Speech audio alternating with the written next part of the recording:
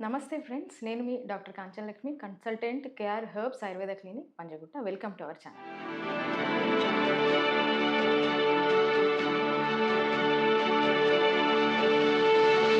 ఈరోజు మన వీడియోలో ఎగ్జిమా ఎటోపిక్ డర్మటైటిస్గా చెప్పుకునేటువంటి వ్యాధి ఏదైతే ఉందో, ఇది ముఖ్యంగా చిన్న పిల్లల్లో మనం ఎక్కువగా చూస్తూ ఉంటాం. ఈ చిన్న పిల్లల్లో వచ్చేటువంటి ఎటోపిక్ డర్మటైటిస్‌లో ఆయుర్వేదం ఎటువంటి చికిత్స చెప్పబోతుంది? లేదా ఎటువంటి చికిత్సలు ఆయుర్వేదంలో చెప్పబడ్డాయి? ఆయుర్వేదం ఎలా హెల్ప్ చేయబోతుందో ఈ వీడియోలో మనం తెలుసుకుందాం. ఈ ఎటోపిక్ డర్మటైటిస్ ఆర్ ఎగ్జిమా ఇది ఒక పర్టిక్యులర్ ఏజ్ అంటూ ఇది స్టార్ట్ అవ్వడానికి ఏమీ లేదు. ఎట్ ఎనీ ఏజ్‌లో ఇది స్టార్ట్ అవ్వచ్చు. ముఖ్యంగా ఎక్కువ కామన్‌గా మనం చిన్న పిల్లల్లో ఎక్కువగా చూస్తూ ఉంటాం. అడల్ట్స్‌లో కూడా ఈ ఎటోపిక్ డర్మటైటిస్ అనేది చూడడం జరుగుతుంది. ఇది ఒక ఆటో ఇమ్యూన్ కండిషన్‌గా చెప్పినప్పటికీని హెరిడిటరీ అంటే ఒక జనరేషన్ నుంచి మరొక జనరేషన్‌కి ఇది పాస్ ఆన్ అవుతూ ఉంటుంది. సో, ఈ కండిషన్స్‌లో చిన్న పిల్లల్లో సైన్స్ అండ్ సింప్టమ్స్ ఎలా ఉంటాయి? ముఖ్యంగా చూసుకున్నట్టయితే రెడ్ స్కేలీ ప్యాచెస్ లాగా రావడము. పిల్లల్లో ముఖ్యంగా ఈ బెండ్స్ దగ్గర అంటే ఎల్బోస్ దగ్గర మరియు జాయింట్స్ దగ్గర ఆ బెండ్స్ దగ్గర ఎక్కువగా ప్యాచెస్ రావడము. సో, యాంకిల్స్ చుట్టూ అంటే కాళ్ళ చుట్టూతా రావడం, అరికాళ్ళలో రావడం, ఫేస్ పైన, మడతల్లో అంటే నేప్ ఆఫ్ ద నెక్ అంటాం. నెక్ చుట్టూతా మడత మీద, ఫేస్ మీద, చీక్స్ మీద, అరౌండ్ ద మౌత్ మరియు ఐలిడ్స్ కింద అంటే కళ్ళ కింద ఉండేటువంటి మడతల్లో. సో, ఇవన్నీ గూడా ఇక్కడంతా రెడ్ స్కేలీ ప్యాచెస్ లాగా రావడం అనేది ముఖ్యమైన సింప్టమ్‌గా చెప్పుకోవచ్చు. అయితే ఈ యొక్క ఎగ్జిమా కండిషన్స్‌లో పిల్లల్ని ఎక్కువగా ఇబ్బంది పెట్టే సింప్టమ్ చూసుకున్నట్టయితే అన్‌బేరబుల్ ఇచ్చింగ్. సో, ఎక్కువగా దురద ఉండడం అనేది ఒక ఇబ్బందికరమైన సింప్టమ్‌గా చెప్పుకోవచ్చు. ఇది కొంతమందిలో ఫుడ్‌కి రిలేట్ అయ్యి ఉండొచ్చు. మరికొంతమందిలో ఉండకపోవచ్చు. అయితే ఇట్లాంటి కండిషన్స్‌లో స్కిన్ అంతా డ్రై అయిపోవడము, ఇర్రెస్పెక్టివ్ ఆఫ్ సీజన్ ఎలా ఉన్నా గానీ స్కిన్ డ్రైనెస్, ఇట్చింగ్ అనేది ఎక్కువైపోయి ఎన్ని మాయిశ్చరైజర్స్ రాసినప్పటికిని కూడా ఈ యొక్క ఇట్చింగ్ డ్రైనెస్ కంట్రోల్ అవ్వదు. సో, ఇట్లాంటి ఈ కండిషన్స్‌లో ఆయుర్వేదం దగ్గర ఎటువంటి సమాధానం ఉంది లేదా చికిత్స ఉంది అంటే యెస్. ఆయుర్వేదంలో దీనికి మంచి చికిత్స ఉందనే చెప్పుకోవచ్చు.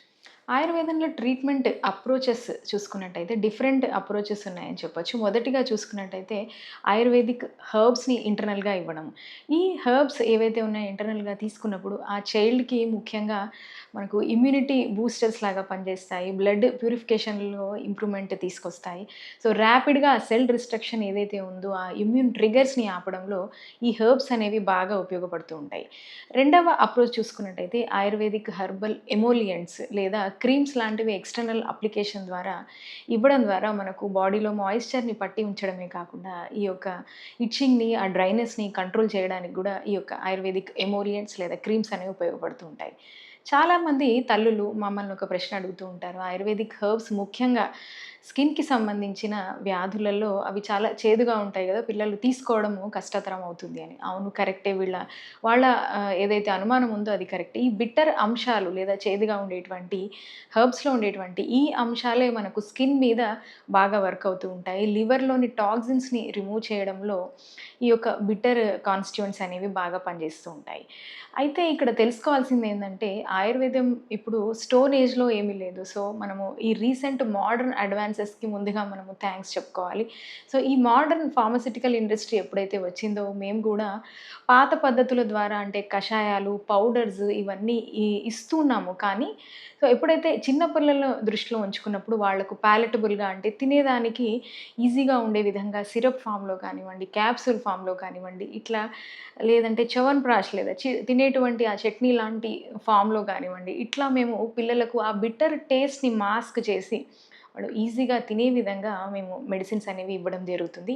ఈ హెర్బ్స్ అన్నీ కూడా మనకు బాడీలో ఉండేటువంటి ఆ ఎగ్జిమాను ప్రేరేపితం చేసేటువంటి టాక్సిన్స్ అన్నీ రిమూవ్ చేయడంలో మరియు ఓల్డ్ ప్యాచెస్ ఏవైతే ఉంటాయో అవి కూడా పూర్తిగా రిమూవ్ చేయడంలో ఈ యొక్క మెడిసిన్స్ అనేవి బాగా ఉపయోగపడుతూ ఉంటాయి. సో, ఈ డైట్ మోడిఫికేషన్స్ మీరు పర్టిక్యులర్‌గా పిల్లలకే కాకుండా ఎవరైతే ఇన్‌ఫాంట్స్ ఉంటారో అంటే తల్లి పాల మీద డిపెండ్ అయ్యే పిల్లలకు తల్లులు కూడా ఈ యొక్క డైట్ మోడిఫికేషన్స్‌ని ఫాలో అవ్వడం అనేది చాలా ముఖ్యంగా చెప్పడం జరుగుతుంది. ప్రోటీన్స్‌ని అవాయిడ్ చేయడం అంటే ఫిష్ లాంటివి, షెల్ ఫిష్ లాంటివి ఇట్లాంటివి అవాయిడ్ చేసుకోవడము. కొన్ని రకాల నట్స్ ముఖ్యంగా గ్రౌండ్ నట్ లాంటివి అవాయిడ్ చేసుకోవడము. జంక్ ఫుడ్స్ లేదంటే ఎక్కువగా ప్రిజర్వేటివ్స్ ఉండే ఫుడ్స్, యాడిటివ్స్ ఉండేటువంటి ఫుడ్స్‌ని అవాయిడ్ చేయడము.